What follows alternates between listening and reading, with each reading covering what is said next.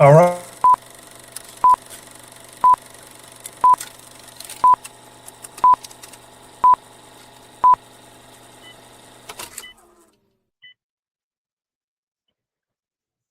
All right, guys, we are back here again. We rebooted the podcast for you guys.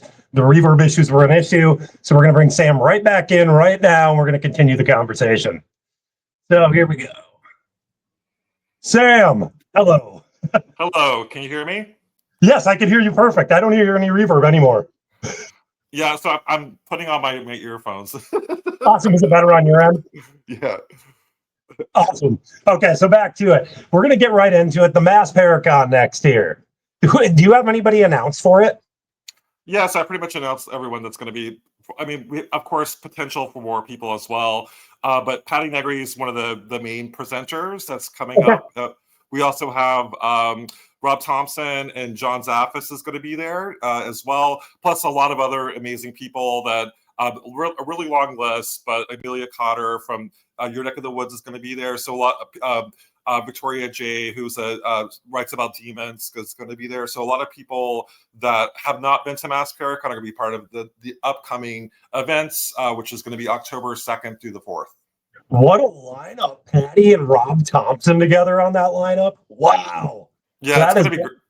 That is wow. So like what drew you to wanting to do a Paracon? Was it like a group of people with you, or was it like your core idea?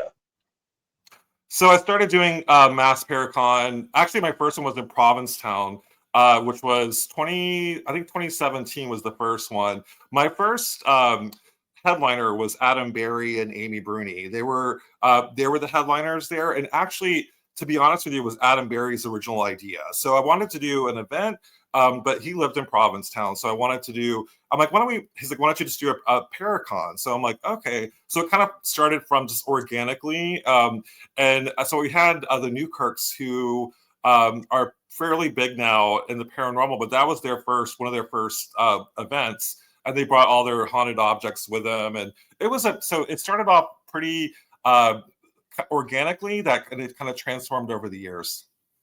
Awesome. Yeah, no, because like I'm doing small scale events, doing like a Paracon. I can't imagine the amount of time you put into like the promotion and getting everything ready for that. That's a true dedication. So thank you for doing that for people out east. I've heard nothing but good things about it, Sam. So yeah, it's pretty much a family gathering. I do have themes every year, so this year we're going to really focus on my distant cousin Lizzie Borden. So it's in Taunton, Massachusetts, and it rotates various locations throughout Massachusetts. And the goal is to showcase on the history and mystery associated with that location. And Taunton is a stone's throw from Hockomock Swamp, which if you know anything about the Bridgewater Triangle, like that's sort of the heart of the Bridgewater Triangle. It's also very close to Fall River, which is where the murders in 1892 took place.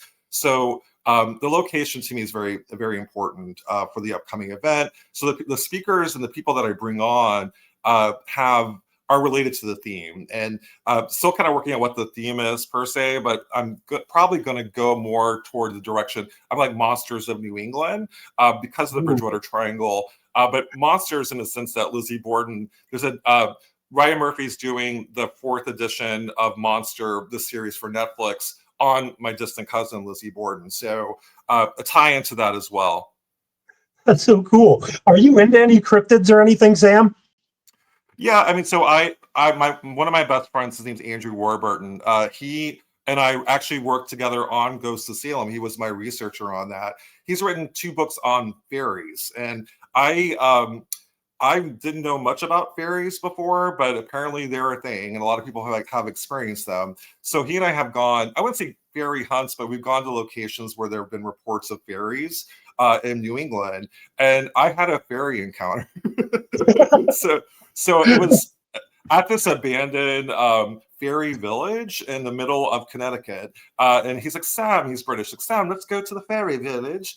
And I'm like, okay. So Andy and I went to this really far in the woods. And so we were in the fairy village, and I saw what looked like a ball of light kind of go by and go into this tunnel. And I'm like, Andy, I think it was a fairy. He's like, Sam, that's rubbish.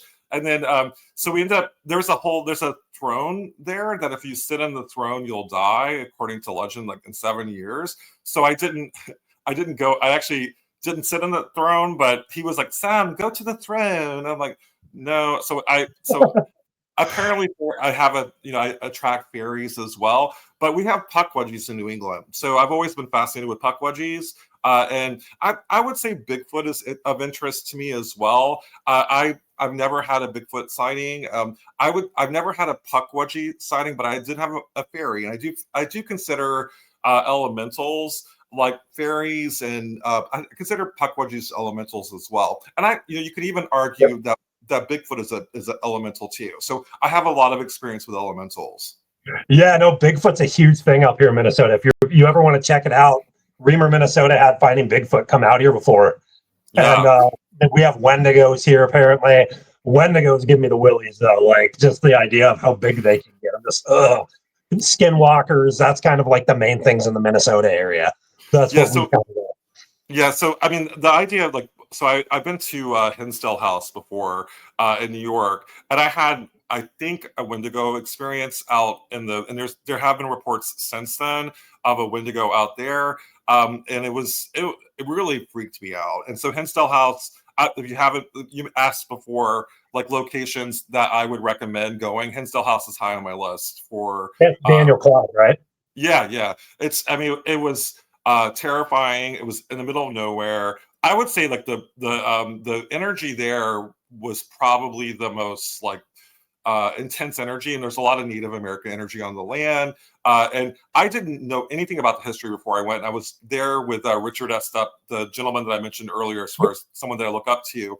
I was with him and a group of other investigators, and I managed to stay the night there. But again, this is before I was terrified. The whole trip I was terrified, and I was out in the woods, and I'm like, I'm seeing it at the very end of this row of trees. I saw what looked like a man, like sort of like a humanoid figure with antlers, and the antlers were damaged. And I'm like, do you guys see that? And they ran over, and one person did see something in the edge.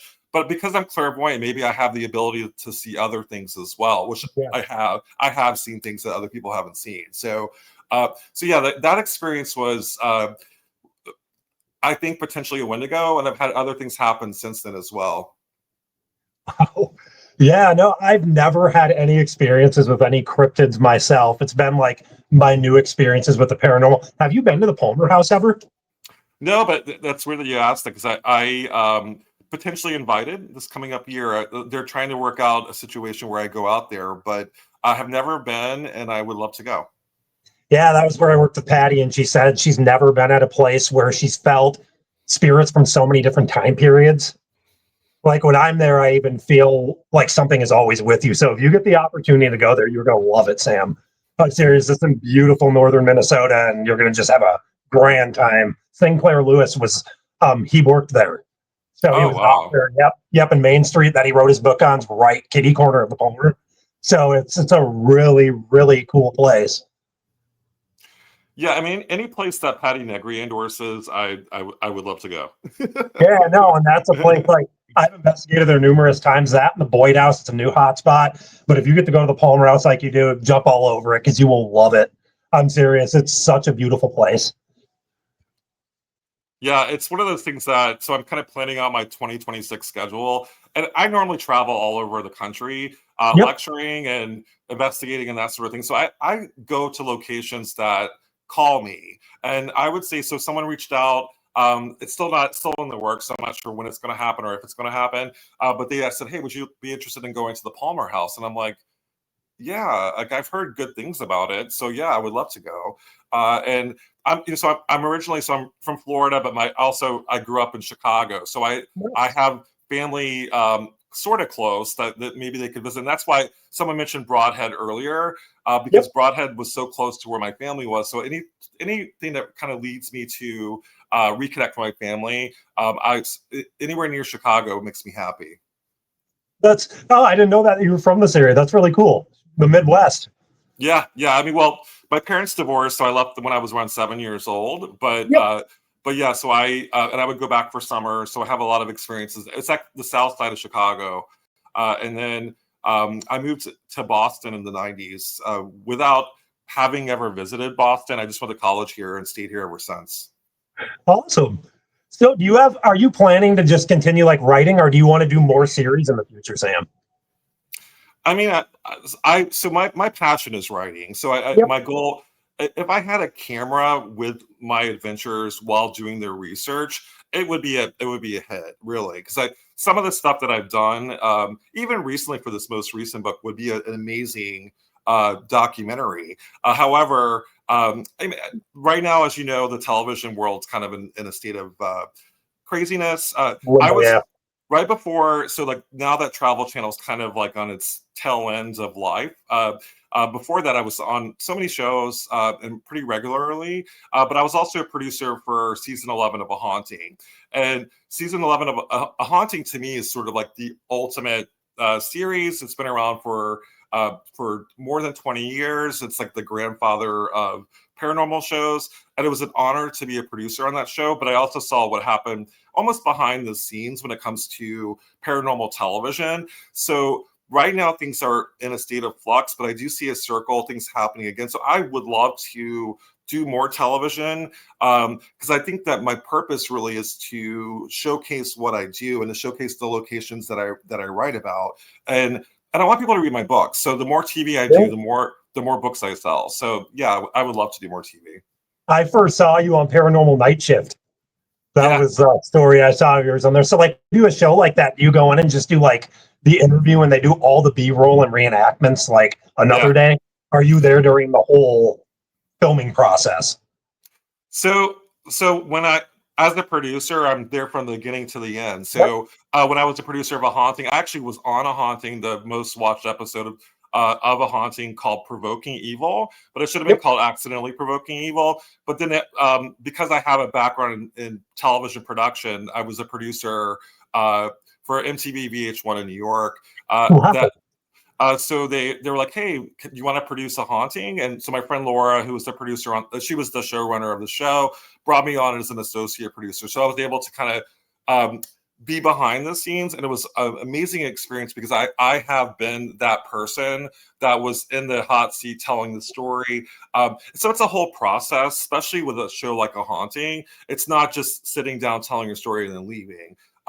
You're part of it from the beginning, and for Paranormal Night Shift, it was a little less hands off, but I did talk to producers telling the story and sort of like, getting ready to film and also to give them, because the Paranormal Night Shift episode that you talked about, it was a much more intense story than what was able to air on the show.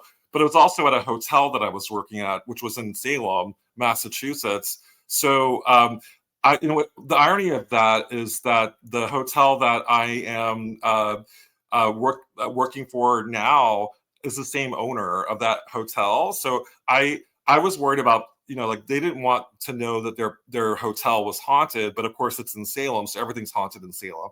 But but yeah, so it's I'm part of the process, and it's more than just sitting down and talking. And my goal really for television is really make sure the history is correct, and I fought for that. Okay.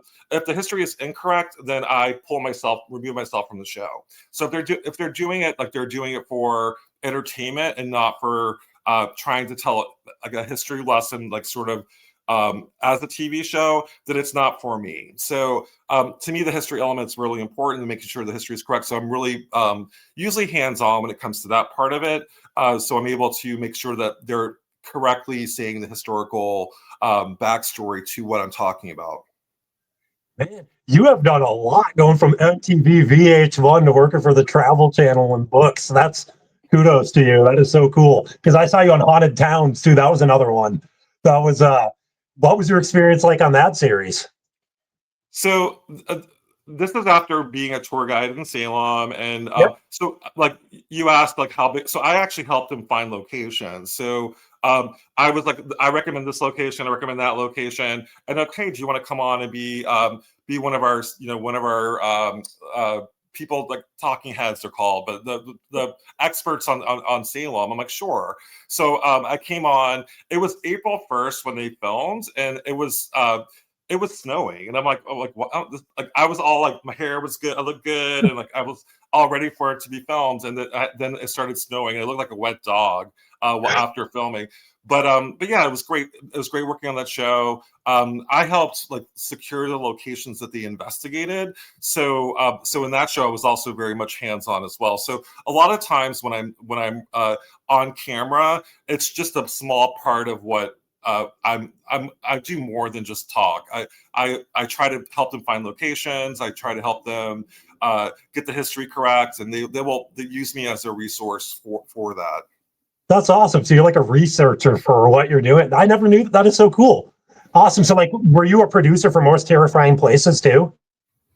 I wasn't, but I was on. I was 2 episodes of that show. But again, I'm friends with the producer, so Yeah. she's the one that brought me on A Haunting. So I had a very pivotal role as far as like the research when I came to that, and I did it because I wanted the history to be correct. So I helped her out as much as I could. Nice. So you talked about you did tours and whatnot. So what was like your craziest moment of doing the tours with a group of people? Did you have any crazy moments that really stood out to you? Yeah, giving tours in Salem in October is a wonderful thing, but it's also a nightmare. So have you been to Salem before? I have not. That's a dream. So don't go in October. It's crazy. Like literally thousands and thousands of people are walking down Essex Street. So trying to navigate through all the people. So really my experience is giving tours have been primarily trying to like make sure that the groups it's with living people, not with the ghosts. I will say that my tours were special because I really connected with the spirits. So as a clairvoyant, I would bring on, so I'm a big dowsing rod person. So I would bring on my Yep. dowsing rods and people like, oh my God, that's amazing. With my dowsing rods. But I would say early on, probably the most profound thing that I had giving a tour in Salem was I was between tours. I was sitting in the Witch Trials Memorial, which is kind of like ground zero to Salem if you visit Salem for ghost tours. But that's Yep. where I took my tour ended. I was sitting there drinking my coffee, getting ready for my next tour. And then I see a ball of light coming from the cemetery, and the ball like got bigger and bigger, and then it took the shape of a woman, and the woman was like running after me, and I'm like, oh shit, and I started running from it. And this is when I was terrified of ghosts. So that was it wasn't on my tour, but it was like right after my tour, and that turned into Haunted USA, like that experience. But it turns out the ball of light came from Giles Corey, who was the gentleman who was pressed to death over a 2-day period. That's where his second wife Mary was buried. Now the thing is, that episode, they said there was Martha Corey, who was one of the victims that were actually executed, and Giles' third wife. So that situation is one of the episodes that got the history incorrect, and I learned early on that I have to play a sort of a pivotal role in their research to make sure that these producers get the history correct. So they changed it from Mary to Martha, and that, to Yep. me, like that was wrong, and it's important that that I kind of I have the knowledge and to help them make sure that the stories are correct and the correct people are conveyed. Yes, exactly. I love that. That is perfect. So where's the most beautiful place you've traveled to in your career so far, Sam? On your whole adventure, your personal The most favorite? beautiful place. That's really hard because I travel every weekend. Yeah, I yeah. would say like this past year I went to San Francisco, and for the first time, I've never been to California for paranormal investigating, and I was on the USS Hornet in Alameda, California, and that was beautiful. I was also this past year I was in Savannah, Georgia, and the Bonavent, the cemetery that's inspired the Good and Evil book, that one of Jack Parent's book that he wrote. That was an amazing book. Midnight in the Garden of Good and Evil. That's the name of the book. Yep. I was in that cemetery. That was absolutely beautiful. I was also when it wasn't very hot there, so it was like a February or March in Savannah. So Savannah and San Francisco this past year were probably the two most beautiful locations that I visited. Awesome. Yeah, no, I went out to Charleston. I saw the graveyards at the old cemeteries there. It's so beautiful. The old, seem like 1700s hundreds tombstones and stuff. It's such a cool feeling. I don't know. I love that. So I am really curious. What can you tell the fans? Because we got about 10 minutes left. What can you tell the fans of Sam Baltrusis what to look forward to in 2026? What do you got coming up for everybody? Yeah, so I mean, currently, like I said earlier, I'm working on a book that to me is uh, my passion. So it's like kind of conveying the Lizzie Borden story part two. So it's to me, it's a follow up to what happened in Curse of Lizzie Borden. And I can see that turning into a series possibly, or maybe a follow up to Curse of Lizzie Borden. So I'm going into the family curse, and again, I'm using air quotes for that. But it's a lot of twists and turns when it comes to the family lineage that I uncovered, but also other genealogists have uncovered as well. We have ties to Eileen Wuornos, which is, I mean, she's the serial killer in Florida, which is totally shocking to me. We have ties to Marilyn Monroe, and that was found out through forensic DNA, and that's something that's been confirmed. For she's tied to not only to me, but she's of course tied to Lizzie Borden as well. So the idea that now Marilyn Monroe or Norma Jean, as she liked to be called in spirit form, that we know who her father is, and her father, I think that was her motivation in life, was to find out who her biological father was.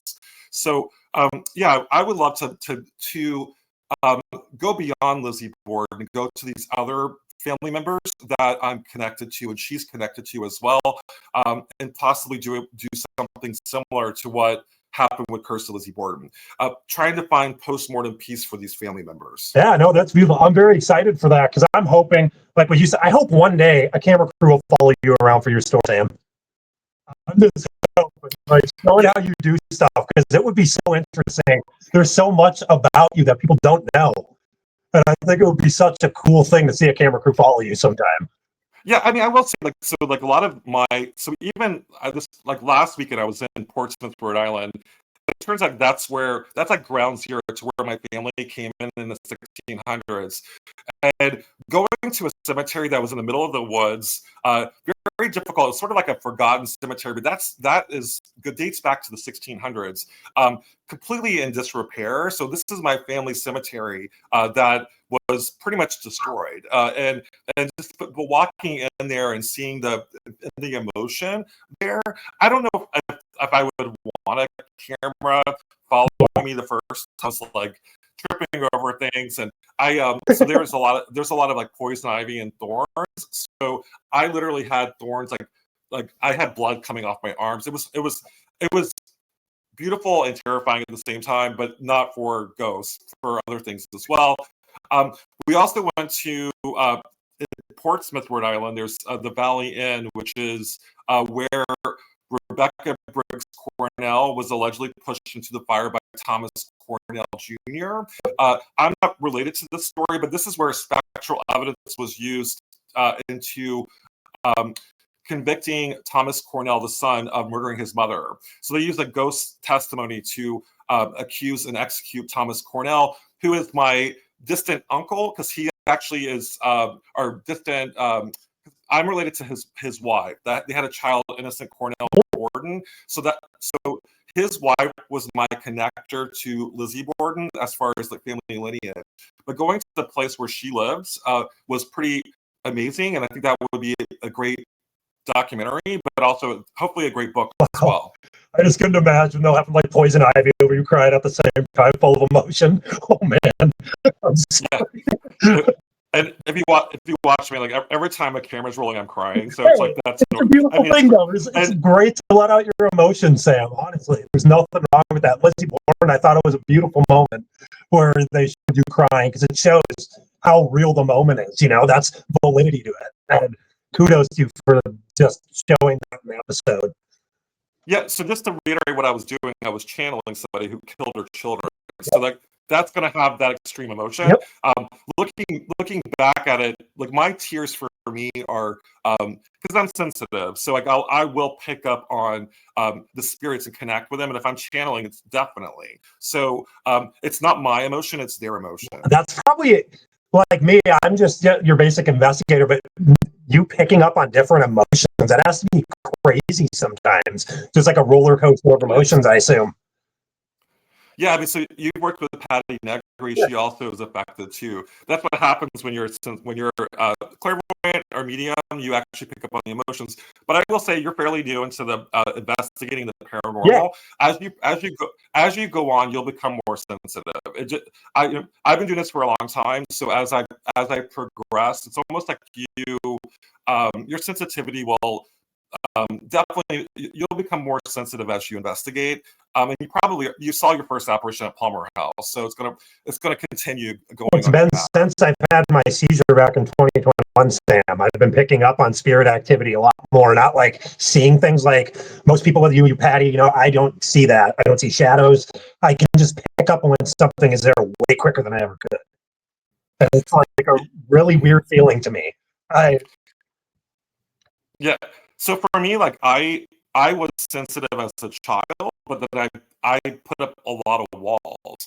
But Okay. then when you have like a near death experience, like a seizure, or have something like it will open those walls up. So that happened to me as well. And so I do feel like that something like having a seizure or having an event uh, that that will open things up for you. Like I do think it'll make you more sensitive, but also just the fact that you're working a muscle, and the muscle gets stronger and stronger the more that you continue to investigate.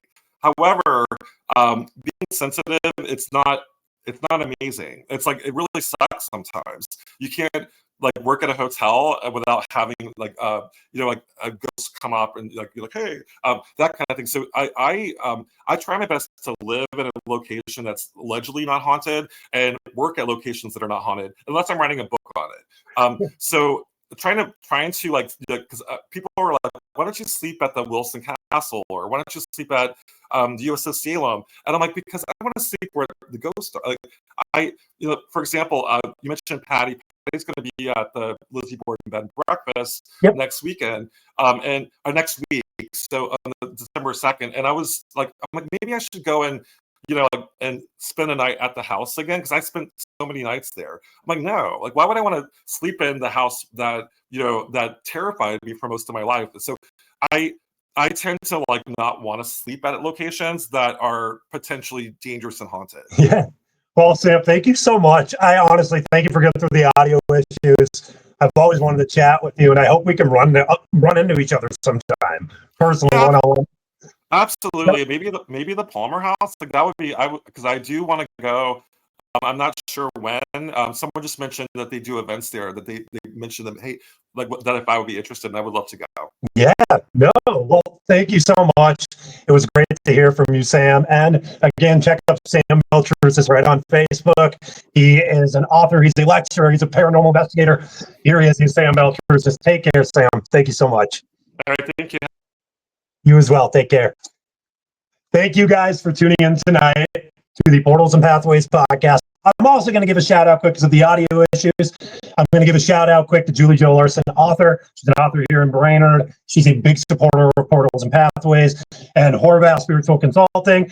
I've ran the support stuff underneath for them, so you guys can check them up on Facebook. Thank you guys so much. Next week is a very special episode to me because I'm going to be speaking with Grady Hughes from Grey Duck Paranormal for the first time here on the table of discussion at the Portal Pod. All right, guys. I'm exhausted. I will see you guys next time.